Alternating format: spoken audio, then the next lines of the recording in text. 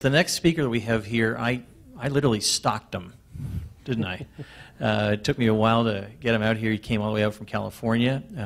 He has a company called InsideView. He's the founder and CEO of InsideView. What he does is to provide the new frontier for CRM. And he connects the dots, as far as I'm concerned, with inbound marketing techniques, much like HubSpot does, but they do it slightly differently for folks, helping salespeople aggregate leads and qualified prospects. Please welcome me in introducing Umberto Milletti. Good morning. Good morning, and before I start, I wanted to thank Mitch for giving me an excuse for having my laptop open. I'm tweeting.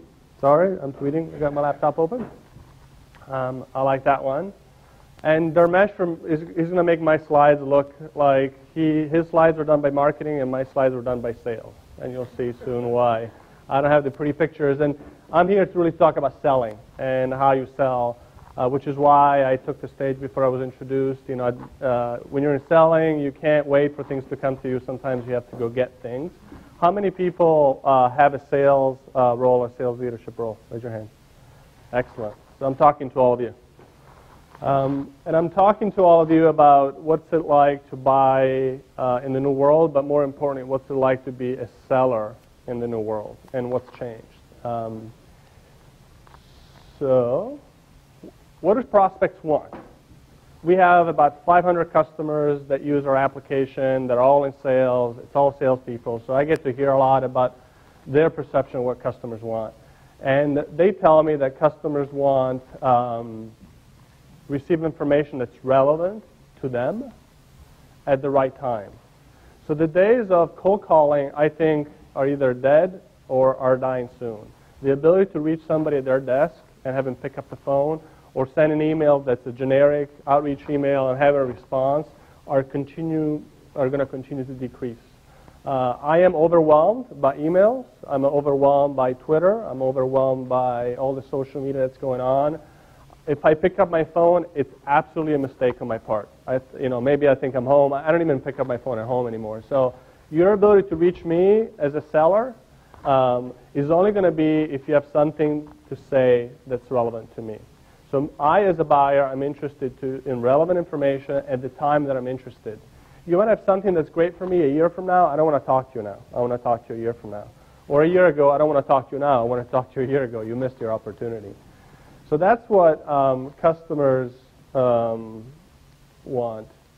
What I want is a clicker that will actually, when I say up goes up and down goes down. And okay, I think I got it.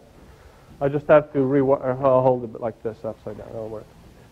Now, what do your sales reps want? They want kind of the same thing. They don't want to waste their time. They want to talk to the right person at the right time with the right information. They have learned that they're not going to make any money chasing after people who have no interest in talking to them. If they haven't learned that, they are probably going to be out of a job soon. But they need your help as a sales leader to give them information that's going to help them identify who are the right prospects, when it's the right time, and what to say to those prospects. And that's what I'm going to talk about today. So, making business deals happen is really about what you know, about who you know, and where and when is the right time to talk to prospects. So if I'm in sales, my job is to connect with the prospect and make that be a useful connection. So the question is, how do I get to them? As we mentioned, phone is probably not working that well anymore. Email is probably not working that well anymore. My experience is that the best way to get to a prospect is to get to somebody they trust and have that person make an introduction for you. So how do you find those introductions? How many of you know about LinkedIn? Okay, so LinkedIn is great for maybe reaching prospects. The problem is LinkedIn is usually not viewed as a place where you want to be inbounded from. It's usually a trusted network, and people don't like to be contacted too much on LinkedIn. Problem number one. Problem number two is if you have a fairly junior sales organization like I do, I think the average age of my sales organization is probably in the late 20s, they don't have that great of a network. I mean, they have a few LinkedIn connections, but it's not like they have a great network of 500 plus people. So the amount of outreaches they can do through LinkedIn is fairly limited. So we help our customers figure out how do I get to prospects through their customers. So I have less than 100 employees or fewer than 100 employees. I think that's the proper English way of saying it. Fewer than 100 employees, but I have over 500 customers. And those customers have tens of thousands of employees. So can I find a connection between one of my customers and a prospect that I'm trying to get to?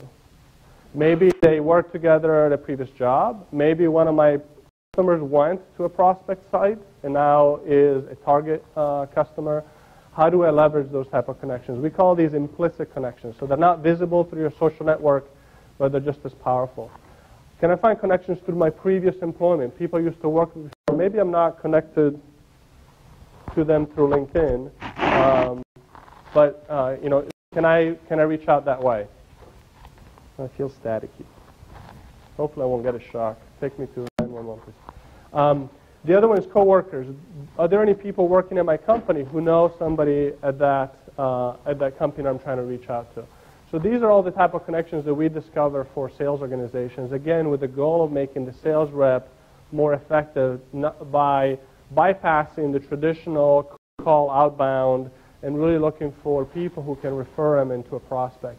Sometimes we can't get you to the prospect, but we can get you to somebody else in the organization, to the CEO, to maybe a different VP. And that's just as valuable because now you have somebody trusted who says to that company, you should talk to these people.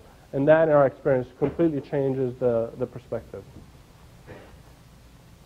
So the other key thing that we see is finding compelling business events. Dharmesh, you guys are moving offices, is that right? Okay, so I looked up HubSpot when he was talking in our application. Mitch gave me an excuse for doing it. I was actually not doing Twitter. I was using our application. And the first thing that I saw highlighted in our application is the fact that they're moving offices. Now, that, depending on what I sell, that could be a great opportunity for me to reach out to them and say, hey, I have cabling services. I have voice over IP services. I have business card reprinting services. There are a whole bunch of business things that one buys when they move locations. So that could be applicable to me or be completely non-applicable to me. So another one of our customers is a customer called SuccessFactors. They sell HR products and technologies. Every time a CEO or executive in a company talks about employee development, employee skills, retraining, their sales reps get notified and saying, this company just talked about something that makes you a good prospect, makes them a good prospect for you. Reach out to them. Don't reach out with a generic message. Reach out with a message that says, hey, Dharmesh, I see that you're moving next week. I wanted to let you know that we have services. Can we talk? We can help you save money, move more effectively. Or, hey, Joe, I saw that your CEO talked about employee development. Do you have a platform for managing employee skills? If not, we SuccessFactors have a platform for doing that.